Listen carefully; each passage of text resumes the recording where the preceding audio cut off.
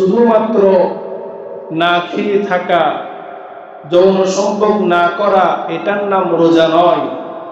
আল্লাহ তাআলা আমাদের গোটা দেহে যতগুলো অঙ্গ প্রত্যঙ্গ দিয়েছেন, আল্লাহ তাআলা মানব জাতির দেহের মধ্যে যতগুলো অংশ দিয়েছেন, সব কিছুর উপর আল্লাহ তাআলা রোজার বিধান দিয়েছেন। শুধুমাত্র না খেয়ে থাকার নামই রোজা নয়। আল্লাহ তাআলা আমাদেরকে দু চোখ দিয়েছেন, এই দু চোখের রোজা রয়েছে। দুটি কান দিয়েছেন, দুটি কানের রোজা রয়েছে। দুটি হাত দিয়েছেন, দু হাতের রোজা রয়েছে। আল্লাহ তাআলা আমাদেরকে দুটি পা দিয়েছেন, দুটি পারও রোজা রয়েছে। আল্লাহ তাআলা আমাদেরকে জবান দিয়েছেন, সেই জবানের রোজা রয়েছে। আল্লাহ তাআলা আমাদেরকে কলম দিয়েছেন, সেই কলমের রোজা রয়েছে। অর্থাৎ রোজা আমরা যেটা বুঝি যে দিনের বেলা না খেয়ে থাকা, স্ত্রীর কাছে না যাওয়া, শুধুমাত্র এটাকে আমরা রোজা বুঝি। আল্লাহ তাআলা আমাদেরকে এই আয়াতের মাধ্যমে এই বার্তা দিয়েছেন, এই মেসেজ দিয়েছেন, এটাই আমাদেরকে বুঝিয়েছেন শুধুমাত্র না খেয়ে থাকলে, স্ত্রীর কাছে না গেলেই তোমার রোজা পরিপূর্ণভাবে আদায় হবে না। তোমার দেহের মধ্যে যতগুলো অঙ্গ প্রত্যঙ্গ রয়েছে, সবগুলো অঙ্গ প্রত্যঙ্গের রোজা যদি তুমি আদায় করো, তাহলে কি সেই রোজা পূর্ণাঙ্গভাবে আদায় হবে। চোখের রোজা কিভাবে? চোখকে সকল প্রকারের হারাম দেখা থেকে, সকল প্রকারের অশ্লীল দেখা থেকে, সকল প্রকারের গুনাহ থেকে, গুনাহমূলক চরিত্র দেখা থেকে, সিনারি দেখা থেকে যদি আমাদের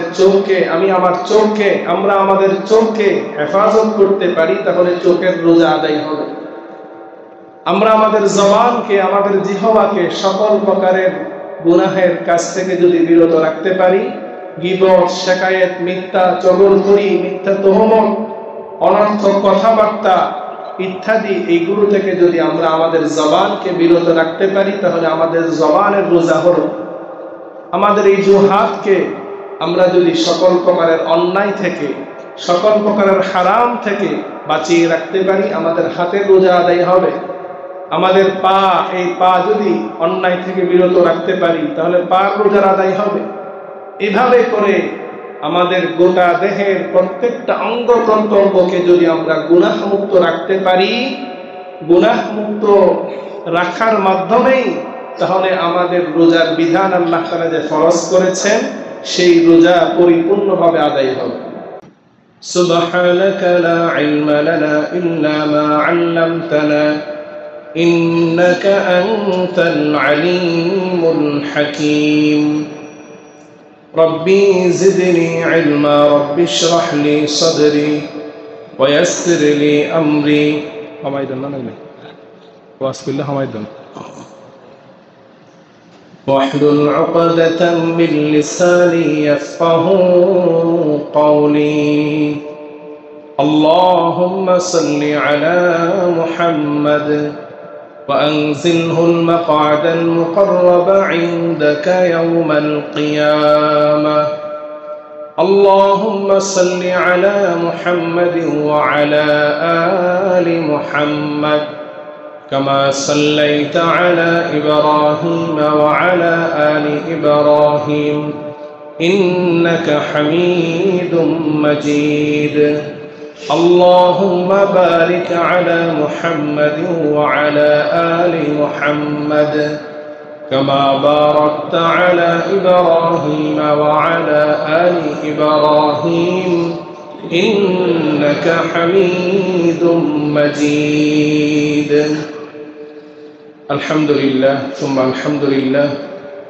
উপস্থিত মুআজ্জাজ মুকাররম ওয়াজিবুল ইহতিরাম, সম্মানিত উলামায়ে কেরাম, সর্বপ্রথম আল্লাহ রাব্বুল আলামিনের দরবারে শুকরিয়া আদায় করছি যে আল্লাহ সুবহানাহু ওয়া তাআলা আজকের এই পবিত্র জুমার দিন, পবিত্র মাহে রমাদানুল মুবারকের প্রথম জুমায় আল্লাহ তাআলা আমাদেরকে সুস্থ হায়াত, নেক হায়াত দারাজ করে আল্লাহ তাআলার ঘরে, আল্লাহ তাআলার মহান হুকুম জুমার সালাত আদায়ের উদ্দেশ্যে আমাদেরকে মুহূর্ত পর্যন্ত সুস্থ হায়াত, নেক হায়াত দান করে আল্লাহ তাআলা আমাদেরকে আসার বসার, কোরআন সুন্নাহর আলোচনায় শামিল হওয়ার তৌফিক দান করেছেন। আমরা অন্তরের অন্তঃস্থল থেকে আল্লাহ তাআলার শুকরিয়া আদায় করছি। সকলেই উচ্চ স্বরে বলি আলহামদুলিল্লাহ। লক্ষ কোটি তার চাইতেও বেশি অসংখ্য অগণিত দরুদ এবং সালামের হাদিয়া প্রেরণ করছি দুজাহানের বাদশাহ রাহমাতুল লিল আলামিন জনাবে মুহাম্মদুর রাসূলুল্লাহ সাল্লাল্লাহু আলাইহি ওয়াসাল্লামের প্রতি। সম্মানিত মুসল্লিয়ানা কিরাম, বৎসরের শ্রেষ্ঠতম মাস সাইয়্যিদুশ শুহুর পবিত্র মাহে রমাদানুল মুবারকের আজকে প্রথম জুমা।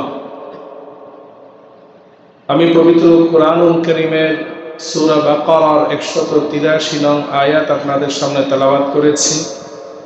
রাসূল আকরাম সাল্লাল্লাহু আলাইহি ওয়াসাল্লামের অসংখ্য অগণিত সহিহ হাদিস থেকে বুখারীর বর্ণনার একটি হাদিস আপনাদের সামনে পেশ করেছি। আল্লাহ সুবহানাহু ওয়া তাআলা যদি তৌফিক এনায়েত করেন, সংক্ষিপ্ত সময়ে কোরআন এবং হাদিসের আলোকে আপনাদের সামনে কিছু মুযাকারা করার জন্য চেষ্টা করব।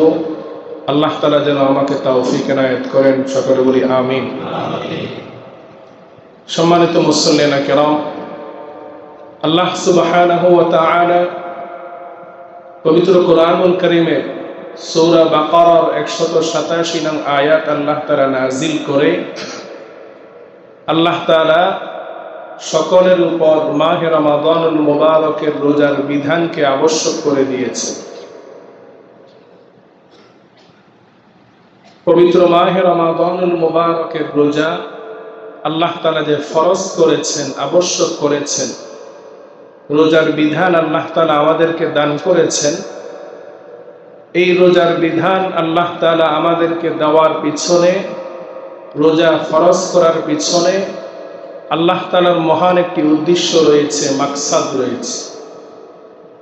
আল্লাহ তাআলা শুধুমাত্র আমাদেরকে সুবহে সাদেক থেকে নিয়ে সূর্যাস্ত পর্যন্ত পানাহার থেকে বিরত রাখা, না খেয়ে রাখা, আল্লাহ তাআলা আমাদেরকে ক্ষুধার্ত রাখা, তৃষ্ণার্ত রাখা আল্লাহ তাআলার উদ্দেশ্য শুধু তা নয়। আল্লাহ তাআলার উদ্দেশ্য যদি আমাদেরকে ক্ষুধার্ত রাখা, তৃষ্ণার্ত রাখা উদ্দেশ্য হতো, তাহলে আল্লাহ তাআলা একাধারে কয়েকদিন আল্লাহ তাআলা আমাদের জন্য ক্ষুধার্ত রাখার ব্যবস্থা করতেন, বিধান রাখতেন। আল্লাহ তাআলা আমাদের জন্য সেহরি খাওয়াকে উত্তম করেছেন, সেহরির মধ্যে বরকত দান করেছেন। সেহরি দেরি করে খাওয়ার কথা শরীয়তের মধ্যে উত্তম বলা হয়েছে, ইফতারি তাড়াতাড়ি করার কথা উত্তম বলা হয়েছে। তা আল্লাহ তাআলা আমাদেরকে যে রোজার বিধান দান করেছেন, তার পিছনে আল্লাহ তাআলার যে মহান উদ্দেশ্য, যে মহান মাকসাদ, আল্লাহ তাআলা যে উদ্দেশ্যকে সামনে রেখে আমাদের উপর মাহে রমাদানুল মুবারকের রোজা ফরজ করেছেন, সেটি যদি আমরা অর্জন করতে না পারি, সেই মাকসাদ আমরা যদি হাসিল করতে না পারি, তাহলে আমাদের এই রোজার কোনো মূল্য নেই। আল্লাহ তাআলা কি উদ্দেশ্যে মাহে রমাদানুল মুবারকের রোজা ফরজ করেছেন, তাও আল্লাহ তাআলা স্পষ্টভাবে আমাদেরকে জানিয়ে দিয়েছেন। আল্লাহ সুবহানাহু ওয়া তাআলা ইরশাদ করছেন, ইয়া আইয়ুহাল্লাযীনা আমানু কুতিবা আলাইকুমুস সিয়ামু কামা কুতিবা আলাল্লাযীনা মিন ক্বাবলিকুম লাআল্লাকুম তাত্তাকুন। আল্লাহ তাআলা প্রথমেই ঈমানদারদেরকে সম্বোধন করে বলছেন, ইয়া আইয়ুহাল্লাযীনা আমানু, ও আমার ঈমানদার বান্দা বান্দীরা। পবিত্র কুরআনুল কারীমে আল্লাহ তাআলা সাধারণত দুই ভাবে সম্বোধন করেছেন। কিছু স্থানে আল্লাহ তাআলা বলেছেন ইয়া আইয়ুহান নাস, হে মানব সকল। যেহেতু কোরআন আল্লাহ তাআলা নাযিল করেছেন গোটা মানব জাতির হেদায়েতের জন্য, এই জন্য আল্লাহ তাআলা কোরআনের অনেক স্থানে ইয়া আইয়ুহান নাস, সকল মানুষকে উদ্দেশ্য করে সম্বোধন করেছেন। সেখানে মুমিন, গায়রে মুমিন, মুসলমান, কাফের সকলেই তার অন্তর্ভুক্ত। আর কোরআনের এমন কিছু স্থান রয়েছে যে সকল স্থানে, অসংখ্য অগণিত স্থানে আল্লাহ সুবহানাহু ওয়া তাআলা ইয়া আইয়ুহাল্লাযীনা আমানু বলে ঈমানদারদেরকে আল্লাহ তাআলা সম্বোধন করেছেন। আল্লাহ তাআলা চাইলে ইয়া আইয়ুহান নাস বলতে পারতেন, কিন্তু আল্লাহ তাআলা স্পেশাল ভাবে ঈমানদারদেরকে আল্লাহ তাআলা সম্বোধন করেছেন। ঈমানদারদেরকে সম্বোধন করার উদ্দেশ্য হলো ঈমানদার যারা, তাদের পরিচয় আল্লাহ সুবহানাহু ওয়া তাআলা কোরআনে কারিমে বলছেন, আল্লাহু ওয়ালিয়্যুল্লাযীনা আমানু। ঈমানদার হলো তারা যারা কিনা আল্লাহ তাআলার বন্ধু। আল্লাহ তাআলা ঈমানদারদেরকে সম্বোধন করার দ্বারা আল্লাহ তাআলা এটাই বুঝিয়েছেন, ও আমার বন্ধুরা, ও আমার প্রিয় বান্দা বান্দিরা, আর আমি যেই কথা তোমাদের সামনে আলোচনা করছি এটা আমার স্পেশাল খাস কথা, যেই কথা, যে বিধান আমি অন্য কারোর উপর নাজিল করিনি, শুধুমাত্র আমার প্রিয় বান্দা বান্দি, আমার বন্ধুদের উপর আমি নাজিল করেছি। আল্লাহ তাআলা ঈমানদার বলে আল্লাহ তাআলা তার বন্ধুদেরকে উদ্দেশ্য করে বিশেষভাবে আল্লাহ তাআলা এই বিধান নাজিল করেছেন। আল্লাহ তাআলা বলছেন, ইয়া আইয়ুহাল্লাযীনা আমানু কুতিবা আলাইকুমুস সিয়াম। ও আমার ঈমানদার বান্দা বান্দিরা, তোমাদের উপর রোজাকে ফরজ করা হয়েছে। আল্লাহ তাআলা এখানে বলেছেন তোমাদের উপর রোজাকে ফরজ করা হয়েছে। আল্লাহ তাআলা চাইলে বলতে পারতেন যে তোমাদের মুখের উপর রোজাকে ফরজ করা হয়েছে, তোমাদের পেটের উপর রোজাকে ফরজ করা হয়েছে, তোমাদের যৌনাঙ্গের উপর রোজাকে ফরজ করা হয়েছে। আল্লাহ তাআলা এখানে আমাদের সকলের উপর রোজাকে ফরজ করা হয়েছে, এটার দ্বারা উদ্দেশ্য শুধুমাত্র না খেয়ে থাকা, যৌন সম্ভোগ না করা, এটার নাম রোজা নয়। আল্লাহ তাআলা আমাদের গোটা দেহে যতগুলো অঙ্গ প্রত্যঙ্গ দিয়েছেন, আল্লাহ তাআলা মানব জাতির দেহের মধ্যে যতগুলো অংশ দিয়েছেন সব কিছুর উপর আল্লাহ তাআলা রোজার বিধান দিয়েছেন। শুধুমাত্র না খেয়ে থাকার নামই রোজা নয়। আল্লাহ তাআলা আমাদেরকে দু চোখ দিয়েছেন, এই দু চোখের রোজা রয়েছে। দুটি কান দিয়েছেন, দুটি কানের রোজা রয়েছে। দুটি হাত দিয়েছেন, দু হাতের রোজা রয়েছে। আল্লাহ তাআলা আমাদেরকে দুটি পা দিয়েছেন, দুটি পারও রোজা রয়েছে। আল্লাহ তাআলা আমাদেরকে জবান দিয়েছেন, সেই জবানের রোজা রয়েছে।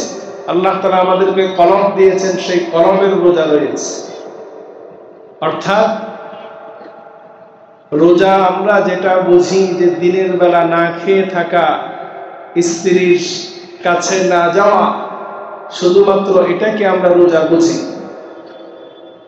আল্লাহ তাআলা আমাদেরকে এই আয়াতের মাধ্যমে এই বার্তা দিয়েছেন, এই মেসেজ দিয়েছেন, এটাই আমাদেরকে বুঝিয়েছেন শুধুমাত্র না খেয়ে থাকলে, স্ত্রীর কাছে না গেলেই তোমার রোজা পরিপূর্ণভাবে আদায় হবে না।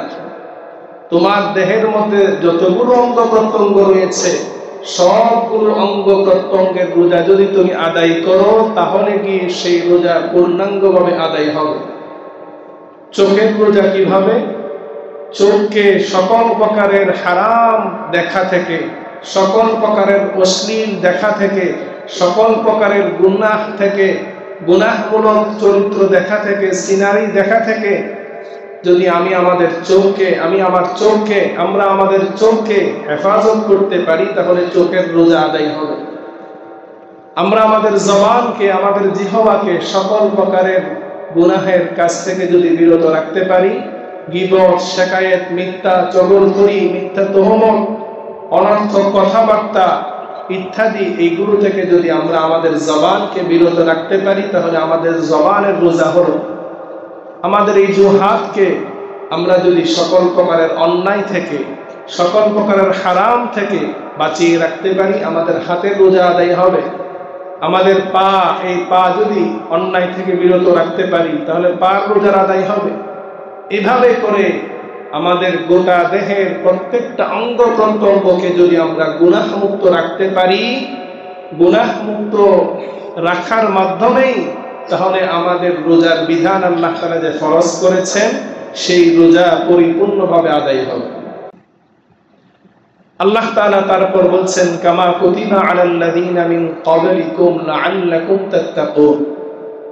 ও আমার বান্দা বান্দীরা, আমি শুধুমাত্র যে তোমাদের উপর রোজার বিধান ফরজ করেছি তা নয়, তোমাদের পূর্ববর্তী যত নবী রাসূল এসেছিলেন সকল নবী রাসূলদের উপর রোজার বিধান ফরজ ছিল।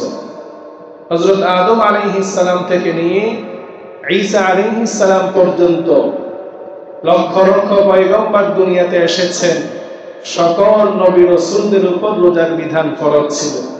তবে আমাদের রোজার মতো তাদের রোজা একই রকম ছিল না, বিভিন্ন ক্যাটাগরির তাদের রোজা ছিল। আল্লাহ তাআলা আমাদেরকে এই কথা বলার দ্বারা এটাই বুঝিয়েছেন, বান্দা এই রোজার বিধান যে তোমার উপর আমি ফরজ করলাম, এটার দ্বারা আমি তোমার উপর কোনো বোঝা চাপিয়ে দিইনি, এটার দ্বারা আমি তোমার উপর কোনো অন্যায় করিনি, জুলুম করিনি। এই রোজার বিধান তোমাদের উপর আমি ফরজ করেছি, পূর্ববর্তী নবী রাসূল যারা এসেছেন তাদের উম্মত তাদের সকলের উপর এই রোজার বিধান ফরজ ছিল। সুতরাং এই রোজা নতুন কোনো বিষয় নয়, এটি পুরনো বিষয়। আল্লাহ তাআলা তারপর রোজার বিধান যে আল্লাহ তাআলা ফরজ করেছেন, এই রোজার বিধান আল্লাহ তাআলা কেন ফরজ করেছেন, কি উদ্দেশ্যকে সামনে রেখে ফরজ করেছেন, আল্লাহ তাআলা তা স্পষ্ট করে দিচ্ছেন। আল্লাহ তাআলা বলছেন, লাআল্লাকুম তাত্তাকুন। ও আমার বান্দা বান্দীরা, আমি তোমাদের উপর রোজার বিধান ফরজ করেছি যাতে করে তোমরা তাকওয়া অর্জন করতে পারো, যাতে করে তোমরা খোদা ভীতি অর্জন করতে পারো, যাতে করে তোমরা আল্লাহ তাআলার ভয় তোমাদের কলবের মধ্যে প্রবেশ করাতে পারো। তাহলে আল্লাহ তাআলার এই বাণীর মাধ্যমে আমরা এই বিষয়টি ক্লিয়ার হলাম যে আল্লাহ তাআলা রোজার বিধান যে আমাদের উপর ফরজ করেছেন, এই রোজার বিধান ফরজের আল্লাহ তাআলার মূল উদ্দেশ্য হলো আমরা যেন সকলেই মুত্তাকি হয়ে যেতে পারি, আমরা যেন সকলেই এই রোজার মাধ্যমে খোদা ভীতি অর্জন করতে পারি, আমাদের কলবের সকলের কলবের মধ্যে যেন আল্লাহ তাআলার ভয় প্রবেশ করাতে পারি। এই তাকওয়া আমরা যদি অর্জন করতে না পারি রমাদান মুবারকে, রোজা রেখেও যদি আমরা তাকওয়া অর্জন করতে না পারি, তাকওয়ার গুণ আমাদের মধ্যে না আসে, তাহলে বুঝতে হবে আমাদের রোজা এটা আল্লাহ তাআলার দরবারে কবুল হওয়ার মতো রোজা নয়। এই রোজা দিয়ে আল্লাহ তাআলার কাছে কোনো কিছু আশা করব তেমন রোজা আমরা রাখতে পারিনি। যারা রোজার মাধ্যমে তাকওয়া অর্জন করতে পেরেছে, খোদাভীতি অর্জন করতে পেরেছে, বুঝতে পারবে তাদের রোজাই আল্লাহ তাআলার কাছে কবুল হয়েছে, তাদের রোজাই আল্লাহ তাআলার দরবারে গ্রহণযোগ্য হয়েছে। আর রোজা এটার মাধ্যমে যদি আমাদের তাকওয়া অর্জন হয়, সেই রোজার দাম আল্লাহ তাআলার কাছে কেমন? হাদিসের মধ্যে এসেছে, রাসূল আকরাম সাল্লাল্লাহু আলাইহি ওয়াসাল্লাম ইরশাদ করেছেন যে আল্লাহ তাআলা বনি আদমের যত নেক আমল রয়েছে, প্রত্যেক নেক আমলকে আল্লাহ তাআলা 1 থেকে নিয়ে 70 গুণ পর্যন্ত সেই নেক আমলের বদলা আল্লাহ তাআলা বৃদ্ধি করে দেন। সুবহানাল্লাহ। আল্লাহ তাআলা সকল নেক আমলের বদলা, সকল নেক আমলের বিনিময় আল্লাহ তাআলা নির্ধারণ করে দেন। কেউ নামাজ পড়লে সেই নামাজের বিনিময় সে আল্লাহ তাআলার কাছে কি পাবে, সে যাকাত আদায় করলে, সাদকা করলে, ভালো কাজ করলে সেটার বিনিময় আল্লাহ তাআলার কাছে কি পাবে সেটা আল্লাহ তাআলা বলেছেন। তবে একটি মাত্র নেক আমল যেটির বিনিময়ের কথা, সওয়াবের কথা আল্লাহ তাআলা উল্লেখ করেননি। হাদিসে কুদসি রাসূল আকরাম সাল্লাল্লাহু আলাইহি ওয়াসাল্লাম বলেন যে আল্লাহ তাআলা রোজার ব্যাপারে বলেছেন যে রোজা সেটা যদি হক আদায় করে রাখা হয়, যেই রোজার মাধ্যমে তাকওয়া অর্জন হয় এমন রোজা যারা রাখবে, সেই রোজা as-সাওমুলি সেটা একমাত্র আমার সন্তুষ্টির জন্য রেখেছে, এবং এটার বিনিময় কি সেটা আমি প্রকাশ করছি না। ওয়া আনা আজজি বিহি, রোজার বিনিময় আমি আল্লাহ তাআলা নিজ হাতে দান করব। সুবহানাল্লাহ। অনেক সময় দেখা যায় আমরা বিভিন্ন কর্মসংস্থানে কাজ করি, কর্মসংস্থানের যারা বস থাকে মাঝে মধ্যে তারা খুশি হয়ে আমাদের কাজের উপর বোনাস দিয়ে থাকে, প্রত্যেকের জন্য নির্ধারিত বোনাস। কিন্তু দেখা যায় যে ব্যক্তি বিশেষ পরিশ্রম করেছে, বিশেষ মেহনত করেছে সেই প্রতিষ্ঠানের জন্য, তখন বস বলে যে সবার জন্য এই বোনাস নির্ধারিত, কিন্তু অমুক ব্যক্তির জন্য বোনাস যেটা থাকবে সেটা আমি উল্লেখ করলাম না, সেটা আমি স্পেশাল ভাবে তাকে আমি দিব। এটার দ্বারা উদ্দেশ্য হলো সকলকে যেই পরিমাণ বোনাস দেওয়া হয়, আর ওই স্পেশাল ব্যক্তিকে স্পেশাল বোনাস যেটা দেওয়া হবে সকলের চাইতে অনেক অনেক গুণ বেশি দেওয়া হবে। ঠিক তেমনি ভাবে আল্লাহ সুবহানাহু ওয়া তাআলা আমাদেরকে এটা বুঝিয়েছেন, বান্দা সকল নেক আমলের বদলা, সকল নেক আমলের সওয়াব, সকল নেক আমলের বিনিময় তোমাদেরকে আমি যা কিছু দান করব, রোজা সব কিছুর চাইতে স্পেশাল, এবং সেই স্পেশাল রোজার বিনিময় আমি আল্লাহ সুবহানাহু ওয়া তাআলা স্পেশাল ভাবে তোমাকে দান করব। সুবহানাল্লাহ। তাহলে এই রোজার বিনিময় আল্লাহ তাআলার কাছে যদি আমরা পেতে চাই, তাহলে রোজা রোজার মতো হতে হবে। রোজার মাধ্যমে যদি তাকওয়ার গুণ অর্জন না হয়, রোজার মাধ্যমে যদি আমাদের ভিতরে আল্লাহর ভয় না আসে, রোজার মাধ্যমে যদি খোদাভীতি আমাদের কলবের মধ্যে পয়দা না হয়, তাহলে এই রোজা দিয়ে আল্লাহ তাআলার কাছে স্পেশাল পুরস্কার পাবো বলে আশা করতে পারি না। এবার আসুন আমরা তাকওয়া সম্পর্কে কিছু জানার চেষ্টা করি। তাকওয়া কাকে বলে? তাকওয়ার সার সংক্ষেপ, তাকওয়া বলা হয় ইমতিসালু আওয়ামিরিল্লাহ ওয়া ইজতিনাবু নাওয়াহি। তাকওয়া বলা হয় আল্লাহ তাআলার সকল আদেশগুলো মেনে সকল নিষেধ থেকে বিরত থাকা। আল্লাহ তাআলার যত হুকুম আহকাম রয়েছে সবগুলো মেনে সকল প্রকারের নিষেধ, সকল প্রকারের হারাম, এই কাজগুলো থেকে বিরত থাকার নাম হচ্ছে তাকওয়া। এখন আমরা এমন একটা চরিত্রের মধ্যে আছি যে আমরা এখন আল্লাহ তাআলার হুকুম মানি, নামাজ পড়ি, রোজা রাখি, যাকাত আদায় করি, কিন্তু হারাম ছাড়তে পারি না। নামাজও পড়ি আবার সুদও খাই, নামাজও পড়ি আবার ঘুষও খাই, নামাজও করি আবার চাঁদাবাজিও করি, হজও করি, টেন্ডারবাজিও করি, নামাজও পড়ি, অশ্লীল মুভি দেখি, জেনার মতো হারাম কাজে লিপ্ত থাকি, মানুষের উপর জুলুম করি। তাহলে আমাদের চরিত্র যেটা, আমাদের এই চরিত্রের মাধ্যমে তাকওয়া অর্জনের যে নীতি সেটা বাস্তবায়িত হচ্ছে না। আপনি যদি তাকওয়া অর্জন করতে চান, মুত্তাকি হতে চান, আপনাকে নেক আমল করার পাশাপাশি আপনাকে সকল প্রকারের হারাম আগে বাদ দিতে হবে। যতক্ষণ পর্যন্ত গুনাহ থেকে মুক্ত হতে না পারব, যতক্ষণ পর্যন্ত হারাম থেকে বাঁচতে না পারব, ততক্ষণ পর্যন্ত আমি মুত্তাকি হতে পারব না। মুত্তাকি হওয়ার জন্য প্রথম শর্তই হচ্ছে আমাকে আপনাকে সকল প্রকারের গুনাহের কাজ ছেড়ে দিতে হবে, সকল প্রকারের হারাম কাজ আমাদেরকে ছেড়ে দিতে হবে। আর এই হারাম কাজ আমি কখন ছাড়তে পারব?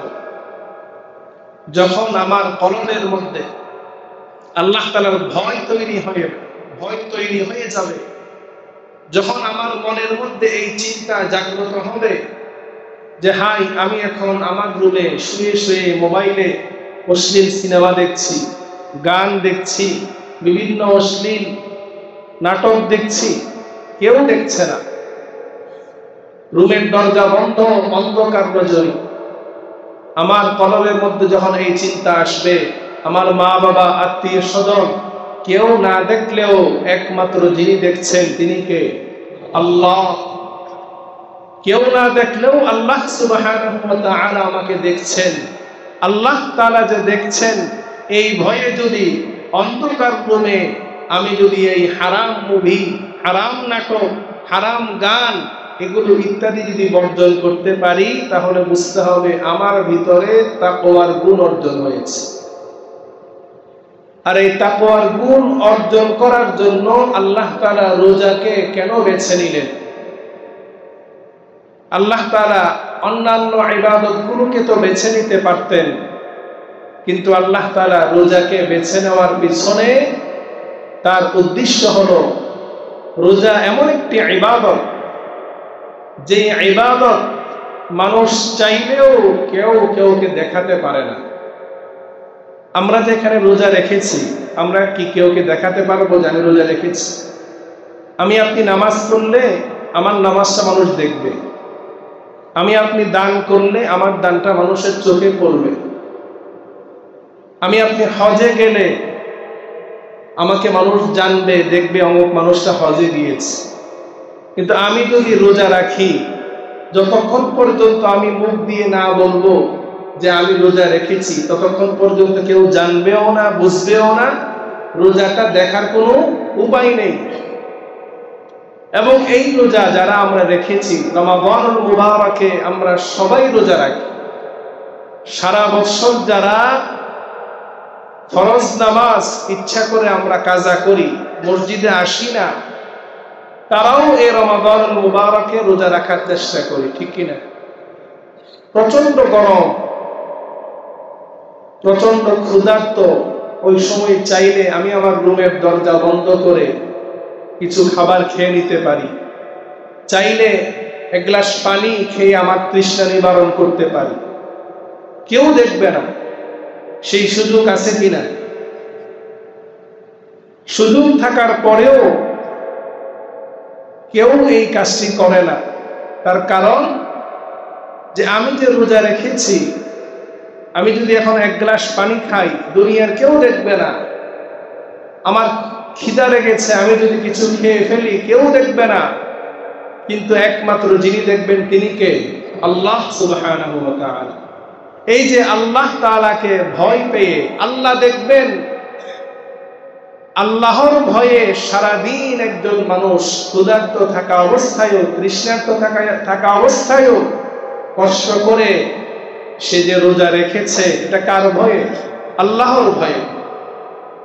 তা আল্লাহ তাআলা এই রোজার মাধ্যমে আমাদেরকে এটা শিক্ষা দিচ্ছেন, বান্দা সারাদিন তুমি না খেয়েছিলে, রোজার বাহিরে খাবার খাওয়া তোমার জন্য হালাল। সারাদিন তুমি স্ত্রীর সহবাস থেকে বিরত ছিলে, রোজার বাহিরে যেটা তোমার জন্য হালাল ছিল। আমার হুকুম মানার জন্যে তুমি দিনের বেলা হালাল জিনিস থেকে তুমি নিজেকে বাঁচিয়েছো। খাবার খাওয়া আমাদের জন্য হালাল না হারাম? হালাল। এই রমাদানুল মুবারকে দিনের বেলা আমরা খাবার থেকে বিরত থাকি, স্ত্রীর কাছে যাওয়া এটা আমাদের জন্য হালাল। দিনের বেলা আমরা রোজার কারণে এটা থেকে বিরত থাকি। আল্লাহ তাআলা এটা শিক্ষা দিচ্ছেন, বান্দা আমার হুকুম মানতে গিয়ে, আমার ভয়ে তুমি সারাদিন হালাল খানা থেকে বিরত থাকলে, হালাল স্ত্রীর মিলন থেকে বিরত থাকলে, যেই কাজ আমি তোমাদের জন্য চিরস্থায়ীভাবে কিয়ামত পর্যন্ত হারাম করেছি, এটাও আমার হুকুম। রোজা যেমনি ভাবে আমার হুকুম, দিনের বেলা না খেয়ে থাকা, দিনের বেলা স্ত্রীর কাছে না যাওয়া, ঠিক তেমনি ভাবে সুদ না খাওয়া এটাও আমার হুকুম, ঘুষ না খাওয়া এটাও আমার হুকুম, জিনা না করা এটাও আমার হুকুম, ওজনে কম না দেওয়া এটাও আমার হুকুম, চাঁদাবাজি না করা এটাও আমার হুকুম। তুমি আমার ভয়ে, আমি আল্লাহ সুবহানাহু ওয়া তাআলা তোমাকে নিষেধ করেছি, দুনিয়ার কেউ দেখুক আর না দেখুক, আমার ভয়ে তুমি সুদ থেকে, ঘুষ থেকে, জেনা থেকে, ওজনে কম দেওয়া থেকে, জুলুম নির্বাচন করা থেকে তুমি যদি বিরত থাকতে পারো, তাহলে বোঝা গেল তুমি তাকওয়ার গুণ অর্জন করতে পেরেছ। মুহতারাম হাজরিন, এই রোজার মূল মাকসাদ, মূল উদ্দেশ্য আল্লাহ তাআলা এটাই বলেছে যে বান্দা, তোমাকে শুধুমাত্র না খেয়ে রাখা আমার উদ্দেশ্য না। আমার উদ্দেশ্য হলো এই রোজার মাধ্যমে তোমাকে তাকওয়ার ট্রেনিং দেওয়া। তুমি আমার ভয়ে দিনের বেলা যেমনি ভাবে তুমি খাবার দাবার থেকে বিরত থেকেছো, স্ত্রীর মিলন থেকে বিরত থেকেছো, ঠিক তেমনি ভাবে আমার ভয়ে তুমি সকল প্রকারের হারাম থেকে বিরত থাকো। এই হারাম থেকে তুমি যখন নিজেকে বাঁচাতে পারবে, নিজেকে এই হারাম কাজ থেকে বিরত রাখতে পারবে, তাহলে কি রোজার যে মূল উদ্দেশ্য, যে মাকসাদ, সেটা তোমার অর্জন হবে। তখন কি তোমার রোজা এমন রোজা হবে যেই রোজার বদলা আমি আল্লাহ সুবহানাহু ওয়া তাআলা তোমাকে স্পেশাল ভাবে দান করব। জান্নাতের মধ্যে আল্লাহ তাআলা এমন একটি স্পেশাল গেট রেখেছেন, দরজা রেখেছেন, যে দরজা, যে গেটের নাম হচ্ছে রায়্যান। হাদিসের মধ্যে এসেছে সেই রায়্যান নামক স্পেশাল দরজা দিয়ে শুধুমাত্র রোজাদাররাই প্রবেশ করবে। রোজাদার ছাড়া অন্য কেউ এই দরজা দিয়ে প্রবেশ করতে পারবে না।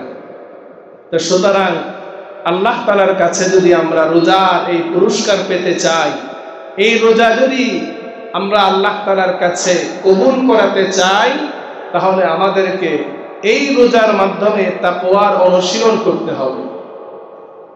রোজা রেখে যেমনি ভাবে আমরা হালাল খাবার আমরা ছেড়ে দিয়েছি, ঠিক তেমনি ভাবে রোজা রেখে আমাদেরকে সকল প্রকারের হারাম বর্জন করতে হবে।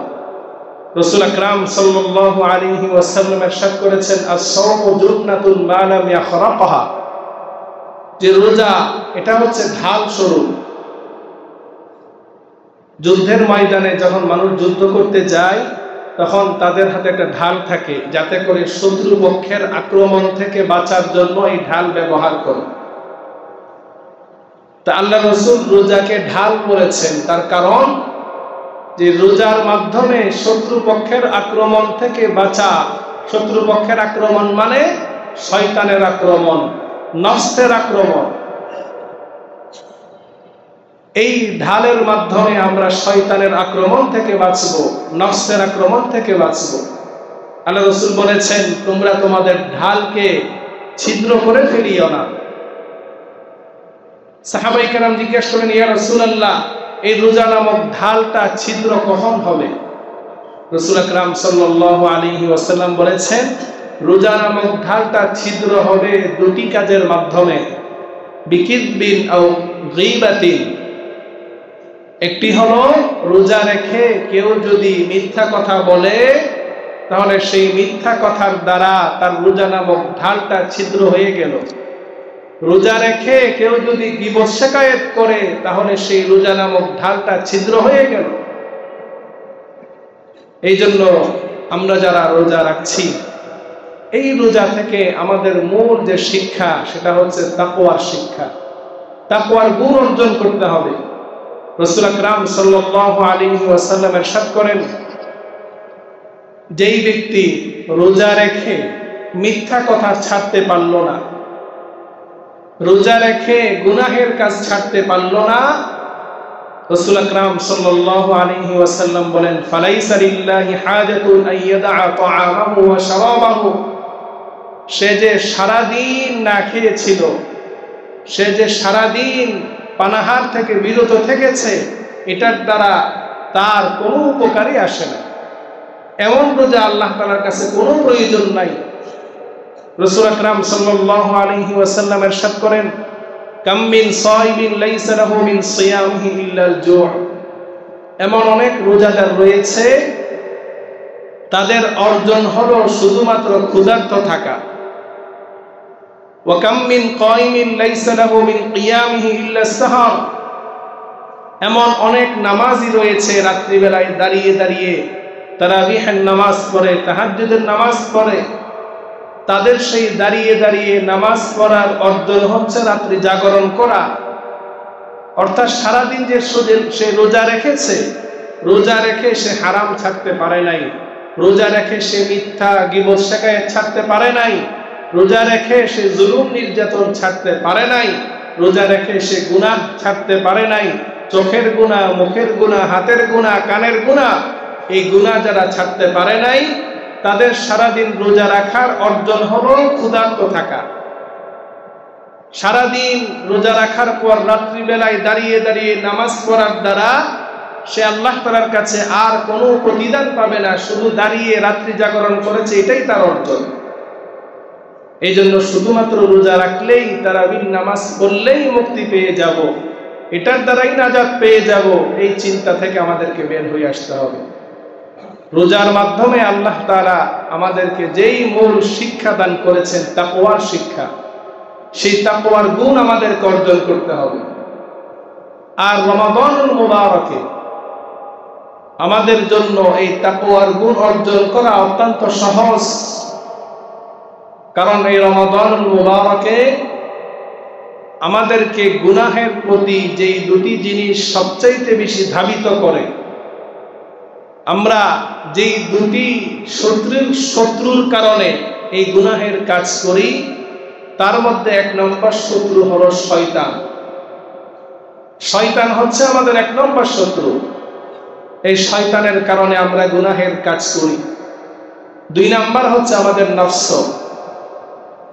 এই রমাদানুল মুবারকে আমরা যেন গুনাহ থেকে বিরত থাকতে পারি, তাকওয়ার অনুশীলন করতে পারি, এই জন্য রমাদানুল মুবারক আসার সাথে সাথে হাদিসের মধ্যে এসেছে, আল্লাহ রাসূল আকরাম সাল্লাল্লাহু আলাইহি ওয়াসাল্লাম ইরশাদ করেছেন, ইযা কানা আউয়ালু লাইলাতিন মিন শাহরি রমাদান সুফিদাতিশ শায়াতিন ওয়া মারাদাতুল জিন, যে রমাদানুল মুবারকের প্রথম রজনী থেকে আল্লাহ তাআলা সব শয়তানদেরকে আল্লাহ তাআলা জেলখানার মধ্যে আবদ্ধ করে রাখেন, সকল দুষ্ট জিনদেরকে আল্লাহ তাআলা বন্দী করে রাখেন। তো রমাদানুল মুবারকে শয়তান আবদ্ধ থাকে, জেলখানায় বন্দী থাকে, যার কারণে আমরা শয়তান থেকে দূরে থাকতে পারি।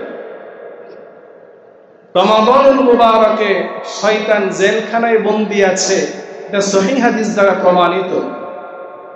এখন আমাদের মনে প্রশ্ন আসতে পারে যে শয়তান জেলখানায় বন্দী থাকার পরেও মানুষ এত শয়তানি কিভাবে করে? যে দিনের বেলায় প্রকাশ্যে ধূমপান করার অধিকার চাই যারা, তারা তো শয়তান থেকে কম না, ঠিক কিনা? যে এই যে শয়তানগুলা দিনের বেলায় প্রকাশ্যে ধূমপান করার জন্য রাস্তায় আন্দোলন করে, তাহলে এই রমাদানুল মুবারকে এই শয়তানগুলা কোথা থেকে এসেছে? এটার ব্যাখ্যায় মুহাদ্দিসিনে কেরাম লিখেন যে শয়তান 1 মাস বন্দী থাকলেও বাকি 11 মাস তো তারা খোলা থাকে। যে শয়তান এই 11 মাস তাদেরকে এমন ভাবে তাদেরকে পরিচালনা করেছে, এমন ভাবে তাদের রং রেশায় মিশে গিয়েছে যে শয়তান 1 মাস বন্দী থাকলেও শয়তানের শয়তানি তাদের ভিতরে থেকে গিয়েছে। যে একটা ফ্যান চলতেছে, এই ফ্যানের সুইচ অফ করার সাথে সাথে কিন্তু পাখাগুলো বন্ধ হবে না, কিছুক্ষণ সময় লাগবে। তো শয়তান যখন 11 মাস একজন মানুষকে লাগাতার শয়তানি করায়, তখন শয়তান কিছুদিনের জন্য বিশ্রামে গেলেও তার শয়তানি কি হয় না, বন্ধ হয় না। যার কারণে দেখা যায় ওই বেহাইয়াগুলা যারা প্রকাশ্যে ধূমপান করার জন্য দিনের বেলা তারা আমাদের দেশে আন্দোলন করে, এবং মাহে রমাদানুল মুবারকের এমন একটি মহিমান্বিত মাসে, এমন একটি সম্মানিত মাসে সংখ্যাগরিষ্ঠ মুসলিম দেশে যারা প্রকাশ্যে ক্যামেরার সামনে রোজাদারদের সামনে ধূমপান করে, বুঝতে হবে ওই সকল শয়তানগুলোরে শয়তান দেখলেও ভয় পায়, ঠিক কিনা? শয়তান যখন জেলখানা থেকে বের হয়ে আসবে তখন আমার মন বলে তাদেরকে শয়তান সেলুট দিবে, বলবো যে আজকে থেকে বস আপনি আমার। আজকে আমাদের সন্তানরা তারা কোন পথে চলে যাচ্ছে চিন্তা করতে পারেন একটু, যে রমাদানুল মুবারকের মতো এমন একটি সম্মানিত মাসে দিনের বেলা তারা প্রকাশ্যে ধূমপান করছে। এক একটা চেহারা দেখলে মনে হয় না এগুলো মানুষের চেহারা। এগুলা গাঁজা খাইতে খাইতে এগুলার চেহারাগুলো এমন ভাঙছে, মানে শয়তানের চাইতে অধম এগুলার চেহারা। আল্লাহ তাআলা আমাদের যুব সমাজকে এই সকল শয়তানগুলো থেকে আল্লাহ তাআলা হেফাজত করুন। তো মুহতারাম হাজরিন, তো রমাদানুল মুবারকে আল্লাহ সুবহানাহু ওয়া তাআলা আমাদের জন্য তাকওয়ার অনুশীলন করার যেই সুযোগ আল্লাহ তাআলা দান করেছেন, এই শয়তানকে আবদ্ধ করে রাখার মাধ্যমে সেই সুযোগটি আমাদেরকে গ্রহণ করতে হবে। আরেকটি হলো আমাদেরকে ধোঁকা দেওয়ার আরেকটি মাধ্যম হলো আমাদের নফস। কারণ এই নফস আমাদেরকে সবসময় খারাপ কাজের দিকে ধাবিত করে। আল্লাহ সুবহানাহু ওয়া তাআলা ইরশাদ করছেন, ইন্নান নাফসা লাআম্মারাতুম বিসসু, যে এই নফস তোমাদেরকে খারাপ কাজের দিকে ধাবিত করে। তো রমাদানুল মুবারকে আমরা যখন রোজা রাখি, রোজা রাখলে তখন নফস দুর্বল হয়ে যায়। রোজার মাধ্যমে নফস কি হয়ে যায়? দুর্বল হয়ে যায়। হাদিসের মধ্যে এসেছে, রাসূল আকরাম সাল্লাল্লাহু আলাইহি ওয়াসাল্লাম ইরশাদ করেন, ইয়া মা'শারাশ শাবাব, ও যুব সম্প্রদায়, মান ইসতাতা'a মিনকুমুল বাআতা ফালইয়াতাযাওয়াজ, ও যুব সমাজ, তোমরা যারা বিয়ে করার সামর্থ্য রাখো, বিয়ে করার মতো তোমাদের যাদের সামর্থ্য আছে, তৌফিক আছে, তোমরা তাড়াতাড়ি বিয়ে করে ফেলো। আল্লাহ রাসূলের হাদিস। তারপর আল্লাহ রাসূল বলেন, ওয়া মান লাম ইসতাতি' ফাআলাইহি বিস-সাওম, যুব সমাজ যাদের বিয়ে করার মতো তৌফিক নাই, সামর্থ্য নাই, কিন্তু তুমি যৌবন বয়সে পদার্পণ করেছো, যৌবনের কারণে যে কোনো সময় তুমি গুনাহের মধ্যে লিপ্ত হয়ে যেতে পারো, তুমি সেই গুনাহ থেকে বাঁচার জন্য বিয়ে করার সামর্থ্য যদি না থাকে তাহলে তুমি রোজা রাখো। যৌবন বয়সে কেউ যদি বিয়ে করার সামর্থ্য না রাখে, তার যৌবনের তীব্রতা যখন চরম পর্যায়ে পৌঁছে যায়, তার জন্য রাসূলের দেওয়া আমল তুমি রোজা রাখো। ফাইন্নাহু লাহু বিজাউন, রাসূল বলেন এই রোজার মাধ্যমে তোমার মধ্যে যে যৌন ক্ষুধা আছে সেটা চলে যাবে। তাহলে এই রোজা রাখার দ্বারা আমাদের মধ্যে গুনাহের যে কামনা বাসনা তৈরি হতো সেটা দুর্বল হয়ে পড়ছে। তাহলে রোজার মাধ্যমে আল্লাহ তাআলা শয়তানকে বন্দী করে রাখলেন। এই রোজার কারণে আমাদের নফস দুর্বল হয়ে গেল। যেই জিনিসগুলোর মাধ্যমে আমরা গুনাহের দিকে ধাবিত হতাম, সেই উভয় জিনিস এই রমাদানুল মুবারকের রোজায় তারা দুর্বল থাকে। এই জন্য এই রমাদানুল মুবারকে গুনাহ মুক্ত থাকার আমাদের সবচাইতে একটি শ্রেষ্ঠতম সুযোগ। এই জন্য আসুন মুহতারাম হাজিরিন, এই রমাদানুল মুবারকে আমরা সকল প্রকারের গুনাহ থেকে বেঁচে থাকার চেষ্টা করি। নেক আমল যতটুকু করতে পারি আলহামদুলিল্লাহ। আপনি প্রয়োজনে এক পারা তেলাওয়াত করেন, প্রয়োজনে এক পৃষ্ঠা তেলাওয়াত করেন, 5 ওয়াক্ত নামাজ জামাতের সাথে আদায় করেন, তারপরও গুনাহ থেকে বেঁচে থাকে। 10টা গুনাহ করে 20টা নেক আমল করলাম, সেটার কোনো ফায়দা নাই। এই জন্য আমাদের তাকওয়ার মূল কথাই হচ্ছে গুনাহ ছেড়ে দাও। মুহতারাম হাজিরিন, আল্লাহ তাআলা আমাদের সবাইকে মাহে রমাদানুল মুবারকের যে মূল শিক্ষা, এই রোজার মাধ্যমে তাকওয়া অর্জন করা, অন্তরের মধ্যে আল্লাহ তাআলার ভয় অর্জন করা, যার কলবের মধ্যে আল্লাহ তাআলার ভয় পয়দা হয়ে যাবে, যে চিন্তা করবে যে সব সময় যে কেউ দেখুক আর না দেখুক আল্লাহ তাআলা আমাকে দেখছে, আল্লাহর ভয়ে আমি যেমনিভাবে দিনের বেলায় পানাহার থেকে বাঁচার চেষ্টা করছি, ঠিক তেমনি ভাবে আল্লাহর ভয়ে আমি সকল প্রকারের হারাম থেকে বেঁচে থাকার চেষ্টা করব ইনশাআল্লাহ।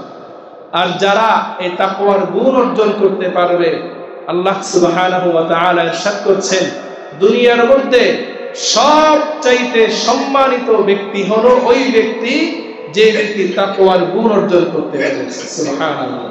ইন্না আক্রামাকুম ইনদাল্লাহি আতকাকুম, আল্লাহ তাআলার কাছে সবচাইতে বেশি সম্মানিত হলো ওই ব্যক্তি যার মধ্যে তাকওয়ার গুণ রয়েছে। আর যারা এই তাকওয়ার গুণ অর্জন করতে পারবে, সুদ খাওয়ার সুযোগ আছে, ঘুষ খাওয়ার সুযোগ আছে, চাঁদাবাজি করার সুযোগ আছে, টেন্ডারবাজি করার সুযোগ আছে, জেনা করার সুযোগ আছে, মোবাইলে খারাপ অশ্লীল সিনেমা দেখার সুযোগ আছে, তারপরেও আল্লাহ তাআলার ভয়ে এগুলো ছেড়ে দিলাম। আল্লাহ তাআলা বলছেন, ওমাই ইয়াত্তাকিল্লাহা ইয়াজআল লাহু মাখরাজা, ও বান্দা তাকওয়ার গুণ তুমি অর্জন করে ফেলো, দুনিয়াতে তোমার যত প্রকারের মুসিবত রয়েছে, যত প্রকারের সমস্যা রয়েছে, সবগুলো আল্লাহ তাআলা দূর করে দিবেন। সুবহানাল্লাহ। ওয়া ইয়ারযুকুহু মিন হাইথু লা ইয়াহতাসিব, তুমি চিন্তা করছো সুদ না খেলে, ঘুষ না খেলে এই বর্তমান জামানায় কিভাবে চলবো? আল্লাহ তাআলা বলছেন, আল্লাহর ভয়ে তুমি এগুলো ছেড়ে দাও, তোমার জন্য আল্লাহ তাআলা এমন স্থান থেকে রিজিকের ফয়সালা করবে যে তুমি কল্পনাও করতে পারবে না। সুবহানাল্লাহ।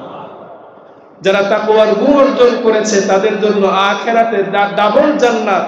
আল্লাহ সুবহানাহু ওয়া তাআলা বলছেন, ওয়ালিমান খাফা মাকামা রাব্বিহি জান্নাতান, যারা আল্লাহ তাআলাকে ভয় পেয়েছে, আল্লাহ তাআলার ভয় যাদের কলবের মধ্যে অর্জন করেছে, তাদের জন্য আল্লাহ তাআলা ডাবল পুরস্কার দান করবেন আখিরাতে।